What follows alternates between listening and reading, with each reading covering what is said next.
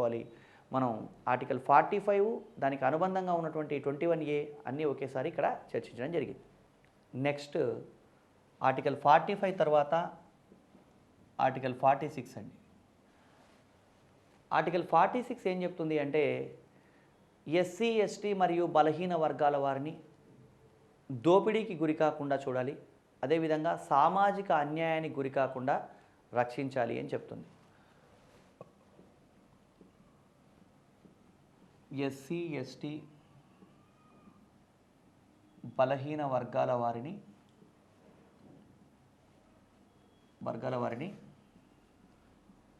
సామాజిక అన్యాయం, దోపిడీ నుంచి రక్షించాలి. సామాజిక అన్యాయం, దోపిడీ నుంచి రక్షించాలి. ఇది ఆర్టికల్ 46. అంటే ఎస్సీ, ఎస్టీ బలహీన వర్గాల వాళ్ళని ఎవరు ఎక్స్ప్లాయిట్ చేయకుండా కాపాడాల్సిన బాధ్యత రాజ్యానికి ఉంది. అంటే వాళ్ళు మోసపోయే అవకాశం ఉంది. తప్పుడు సమాచారం ద్వారానో ఎవరైనా మభ్యపెట్టడం వలన మరి ఏదైనా కారణం చేత వాళ్ళని ఎవరైనా మోసం చేస్తూ ఉంటే దాన్ని అరికట్టాల్సిన బాధ్యత రాజ్యాంగని ఆర్టికల్ 46లో చెప్పడం జరిగింది. నెక్స్ట్ ఆర్టికల్ 47 ఏం చెప్తుంది అంటే మత్తు పదార్థాలు మత్తు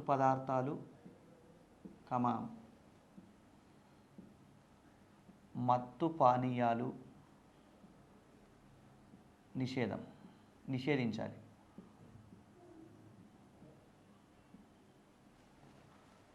మత్తు పదార్థాలు, మత్తు పానీయాలు నిషేధించాలి అని చెప్తున్న నిబంధన ఆర్టికల్ 47 అండి. అంటే మత్తు పదార్థాలు, మత్తు పానీయాల వల్ల చాలా టైం వేస్ట్ అవుతుంది కాబట్టి, దాంతోపాటు ప్రజారోగ్యం దెబ్బతింటుంది కాబట్టి ఈ మత్తు పదార్థాలు, మత్తు పానీయాలు నిషేధించాలి. ఈ మత్తు పదార్థాలు, మత్తు పానీయాలు నిషేధించాలన్న అంశం మాత్రమే కాదు, ఆర్టికల్ 47లో ఏం చెప్పడం జరిగింది అంటే ప్రజా ఆరోగ్యాన్ని కాపాడాలన్న అంశం కూడా ఉంది. అంటే ప్రజారోగ్యాన్ని ఎలా కాపాడుతాం? పౌష్టికాహార స్థాయిని పెంపొందించాలి, ప్రజారోగ్యాన్ని కాపాడాలని స్పెసిఫిక్గా చెప్పడం జరిగింది. అంటే మత్తు పదార్థాలు, మత్తు పానీయాల వినియోగం వల్ల ప్రజారోగ్యం దెబ్బతింటుంది కాబట్టి వీటిని నిషేధించడం వల్ల ప్రజారోగ్యం కాపాడబడుతుంది అని ఆర్టికల్ 47లో ఉందండి. ఇక్కడ మత్తు పదార్థాలు, మత్తు పానీయాలు నిషేధించబడ్డది ఎక్కడన్నా ఉందా భారతదేశంలో ఇప్పటిదాకా అంటే గుజరాత్ రాష్ట్రంలో నిషేధించడం జరిగిందండి. గుజరాత్ రాష్ట్రంలో మత్తు పదార్థాలు, మత్తు పానీయాలు నిషేధించారు. అంటే దీన్ని మనం ఎలా అంటే వాలంటరీగా కూడా ప్రజలు మారచ్చు. ఇప్పుడు చూడండి, మహారాష్ట్రలో రాలేగాంవ్ సిద్ధి అనే ఒక గ్రామం ఉంది, అన్నా హజారే వాళ్ళ ఊరు. ఆ ఊరిలో ఎవరు మత్తు పదార్థాలు, మత్తు పానీయాలు సేవించరు. దానికి చాలా టైం పట్టిండొచ్చు. అంటే అన్నా హజారే వల్ల, మిగతా వాళ్ళ వల్ల వాళ్ళందరూ కూడా వాళ్ళకు వాళ్ళు స్వచ్ఛందంగా అక్కడ వాళ్ళందరూ మానివేయడం జరిగింది. ఇదంతా వ్యక్తుల యొక్క మానసిక సామర్థ్యం ఆధారంగా ఉంటుంది. ప్రభుత్వం కూడా దీనికి తగ్గ చర్యలు తీసుకున్నట్టయితే ప్రజా సంక్షేమం కొనసాగడానికి అవకాశం ఉంటుంది. కానీ ప్రభుత్వాలు ఏమనుకుంటాయంటే ఈరోజు సంక్షేమ పథకాలు చేయడానికి వస్తున్నటువంటి డబ్బంతా కూడా ఈ రూపంలో వస్తుందని. కానీ సంక్షేమ పథకం చేయడం వల్ల డబ్బు వస్తున్నప్పటికీ కూడా ఇప్పుడు చూడండి, ఒక వ్యక్తి ఒక రోజు కూలీగా పనిచేసి ఒక 400-500 సంపాదించుకున్నవాడు ఒక 100 రూపాయలు తాగడం కోసం ఖర్చు పెట్టడం వల్ల అతని ప్రయోజనం ఏమి ఉండదు. దీనివల్ల ₹1 కిలో ఇవ్వడం, బియ్యం ఇవ్వడం వల్ల కూడా పెద్ద ఉపయోగం ఉండదు. అలా కాకుండా అతను తాగే అలవాటు నుంచి అతన్ని దూరం చేయగలిగితే కొంత లాభం ఉంటుంది. సో ఇవి ఏవైనప్పటికీ ప్రభుత్వానికి రకరకాలైనటువంటి బ్యారియర్స్ ఉంటాయి. అదేవిధంగా ప్రజలు స్వచ్ఛందంగా ఈ విషయాలను అర్థం చేసుకోవాలి. ఇదండి మత్తు పదార్థాలు, మత్తు పానీయాలు నిషేధం ఆర్టికల్ 47. నెక్స్ట్ ఆర్టికల్ 48 ఏం చెప్తుంది అంటే గోవధ నిషేధం, ప్రొహిబిషన్ ఆఫ్ కౌ స్లాటరింగ్. గోవధ చేయకూడదండి, గోవధ నిషేధం. సో ఈ గోవధ నిషేధం అనేది ఒక ఆదేశ సూత్రం ఉన్నప్పటికీ కూడా అంటే ఉత్తరప్రదేశ్, గుజరాత్, హర్యానా, మహారాష్ట్ర ఈ రాష్ట్రాల్లో గోవధ నిషేధ చట్టాలు చేయడం జరిగింది. కానీ కొన్ని రాష్ట్రాల్లో గోవధ కొనసాగుతోంది. దీనికి సంబంధించి గోవధ నిషేధం అన్న అంశం మాత్రం ఆర్టికల్ 48లో ఉందని మనం గమనించాలి. గోవధ నిషేధం.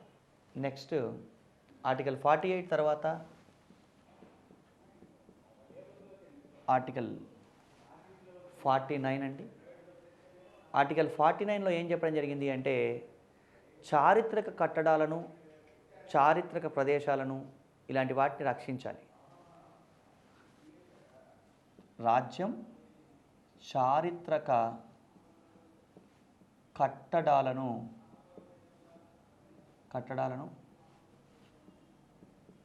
పరిరక్షించాలి.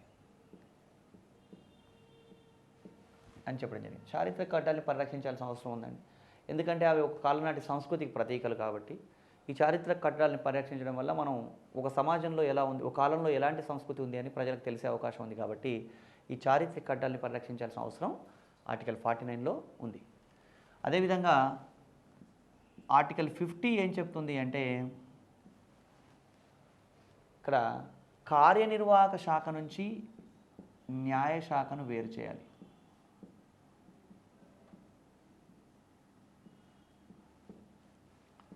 కార్యనిర్వాహక శాఖ నుంచి న్యాయశాఖను వేరు చేయాలి.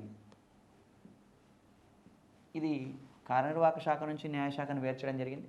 కాకపోతే ఆర్టికల్ 50 జమ్మూ కాశ్మీర్, నాగాల్యాండ్ ఈ 2 రాష్ట్రాల్లో కాకుండా మిగతా దేశవ్యాప్తంగా ఈ అమల్లోకి వచ్చిందండి. నిబంధన కార్యనిర్వాహక శాఖ నుంచి న్యాయశాఖను వేరు చేయాలి అని నిబంధన. నెక్స్ట్ ఆర్టికల్ 51 ఏం చెప్తుంది అంటే అంతర్జాతీయ శాంతిని పెంపొందించాలి.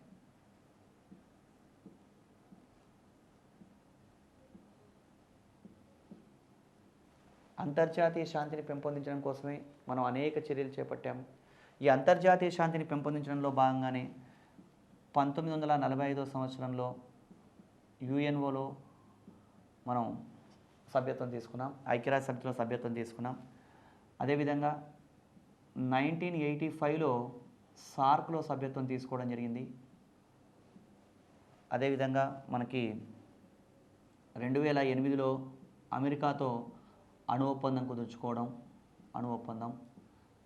అదేవిధంగా ఇటీవలి కాలంలో ప్రధానమంత్రి విదేశాల్లో చేస్తున్నటువంటి విదేశీ పర్యటనలన్నీ కూడా అంతర్జాతీయ శాంతికి సంబంధించినవి అని మనం గమనించాలి. ఇది ఆర్టికల్ 36 నుంచి 50 వరకు అనుకున్న ఆదేశ సూత్రాలు. అయితే దీంట్లో ఇంకొక చిన్న అంశం కూడా మనం గమనించాలి. వీటిలో కొన్ని ఉపనిబంధనలు కూడా ఉన్నాయి. అవి కూడా ఒకసారి మనం గమనిద్దాం. ఈ ఉపనిబంధనల్లో గమనించాల్సిన విషయాలు ఏంటంటే ఫస్ట్ మనకి 39A. 39A ఏం చెప్తోంది అంటే ఉచిత న్యాయ సహాయం, ప్రజలకు ఉచిత న్యాయ సహాయం అందించాలి అని చెప్తోంది ఈ నిబంధన. ఉచిత న్యాయ సహాయం అందించాలి. నెక్స్ట్ 43A ఏం చెప్తుంది అంటే పారిశ్రామిక నిర్వహణలో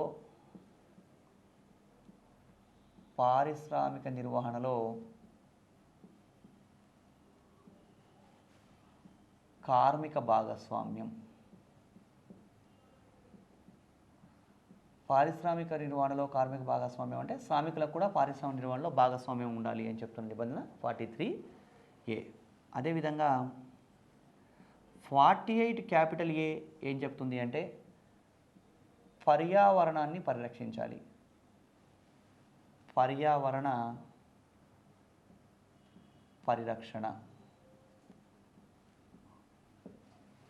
ఇవి మనకు ఉపనిబంధనలు అంటే ఇంపార్టెంట్ ఉపనిబంధనలు 39A, 43A, తర్వాత 48A.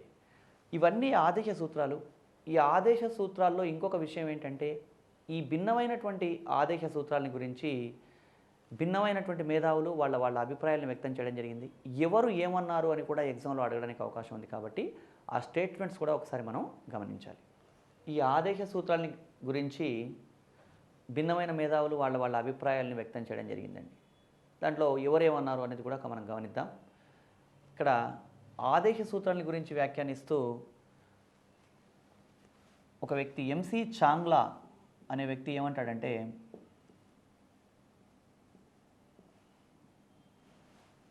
ఆదేశ సూత్రాలన్నీ అమలవుతే భారతదేశం భూతల స్వర్గం అవుతుంది. ఇది ఎంసి చాంగ్లా అభిప్రాయం అండి. అంటే ఈ ఆదేశ సూత్రాలన్నీ అమలవుతే భారతదేశం ఎలా మారిపోతుంది అన్నాడు అంటే భూతల స్వర్గం అంటే భూమి మీదే ఒక స్వర్గం ఏర్పడుతుంది అని ఈయన అభిప్రాయం వ్యక్తం చేయడం జరిగింది. అంటే కదా ఇప్పుడు చూడండి, మత్తు పదార్థాలు లేవు, పని హక్కు ఉంది, ఉపాధి ఉంది, ఎవరికి ఎలాంటి ఇబ్బందులు లేవు. అలాంటప్పుడు భారతదేశం భూతల స్వర్గం అవుతుంది అని. కానీ ప్రాక్టికల్గా ఇవన్నీ అమలు అవ్వాలి. అమలు అవుతే భూతల స్వర్గం అవుతుంది అన్నది ఎంసి చాంగ్లా అభిప్రాయం అండి. అదేవిధంగా నసీరుద్దీన్ నసీరుద్దీన్ అనే వ్యక్తి ఏమంటాడంటే ఆదేశ సూత్రాలు జనవరి 2వ తారీఖు నుంచి అమలు చేయడం నిలిపివేసే నూతన సంవత్సర తీర్మానాల వంటివి, న్యూ ఇయర్ రెజల్యూషన్స్ అంటాడు.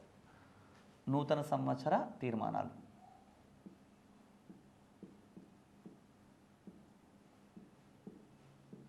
ఇక్కడ ఒక కీవర్డ్ గుర్తుంచుకుంటే సరిపోతుందండి.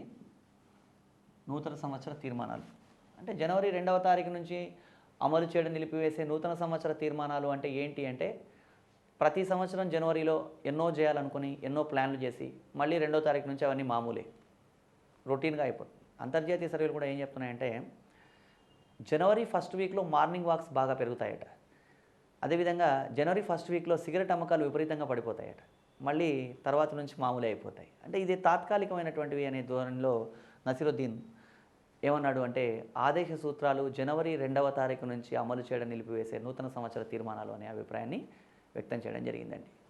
ఇక దీనికి సంబంధించి టీటీ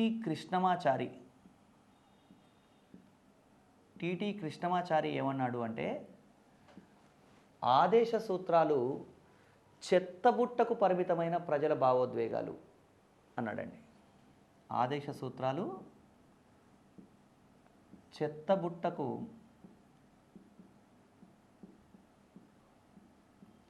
పరిమితమైన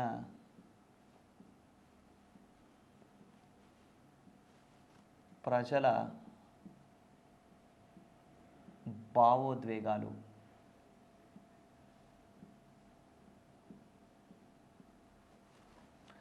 ఈయన అభిప్రాయం చెత్తబుట్టకు పరిమితమైన ప్రజల భావోద్వేగాలను ఎందుకన్నాడంటే ఇవి కరెక్ట్ అయిన ప్లేస్లో లేవని బహుశా అయిన ఉద్దేశం అయి ఉంటుందండి. అంటే 3వ భాగంలో లేవు, 4వ భాగంలో ఉన్నాయి. అంటే ఆదాయ సూత్రాలు న్యాయసమ్మతమైనవి కావు కాబట్టి, అంటే ఇవి ఎంత మంచివైనా సరే ఇవి అమలు చేయకపోతే మనం ప్రశ్నించే అవకాశం లేదు కాబట్టి ఇవి చెత్తబుట్టకే పరిమితమైనటువంటి ప్రజల భావోద్వేగాలు అని చెప్పేసి ఈ అభిప్రాయాన్ని వ్యక్తం చేయడం జరిగిందండి.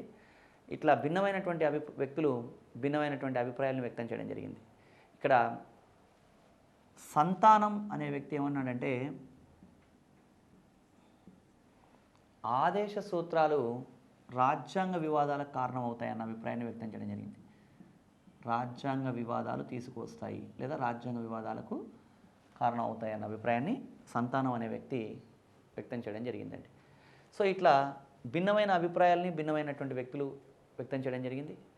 అంబేద్కర్ ఆదేశ సూత్రాల గురించి చెబుతూ ఆదేశ సూత్రాలు సామాజిక ఆర్థిక ప్రజాస్వామ్యాన్ని స్థాపిస్తాయి అన్నాడు.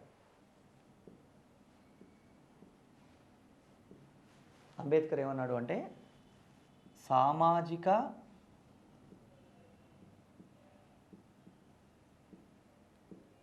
ఆర్థిక ప్రజాస్వామ్యాన్ని స్థాపిస్తాయి.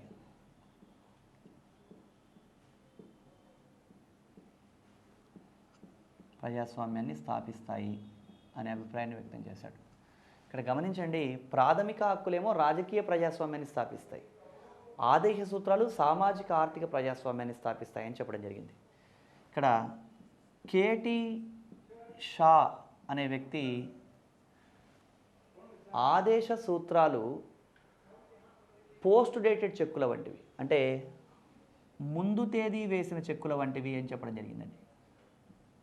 ముందు తేదీ వేసిన చెక్కుల వంటివి.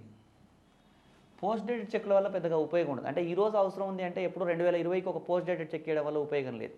ఆ ఉద్దేశంతో ప్రభుత్వం తన వీలును బట్టి అమలు చేస్తుందనే ఉద్దేశంతో కేటీ షా ముందు తేదీ వేసిన చెక్కుల వంటివి అని చెప్పడం జరిగిందండి. అదేవిధంగా అల్లాడి కృష్ణస్వామి అయ్యర్